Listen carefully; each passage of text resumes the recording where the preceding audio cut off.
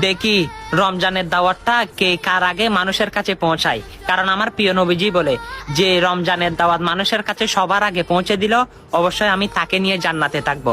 আপনারা কি জানেন আগামী 18 ফেব্রুয়ারি 2026 রুশ বুধবার প্রথম সেহেরি খাবেন, 19 ফেব্রুয়ারি রুশ বৃহস্পতিবার 2026 প্রথম রোজা রাখবেন।